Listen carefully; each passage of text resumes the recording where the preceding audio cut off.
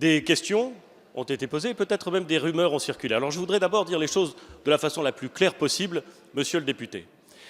Nous avons annoncé, s'agissant des étudiants étrangers extra-européens, un plan visant à développer l'attractivité de l'enseignement supérieur français, c'est-à-dire permettant d'attirer plus d'étudiants extra-européens en France et à développer les formations françaises, les écoles, la présence des universités et des écoles françaises à l'extérieur de l'Europe.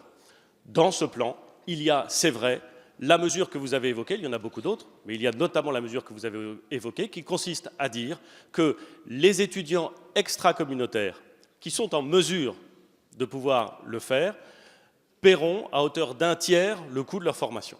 C'est vrai, ça représentera une augmentation des frais de scolarité pour eux. Les universités et les écoles resteront évidemment maîtres de la façon dont ils décident des exonérations. Elles pourront évidemment continuer à avoir des coopérations avec des universités ou des écoles étrangères, et l'augmentation de ces frais ne sera imposée qu'aux étudiants qui arrivent en France et pas à ceux qui sont déjà en cours de scolarité. Tout cela a été annoncé. Vous me permettez de le dire avec plus de précision encore. Je vous en remercie.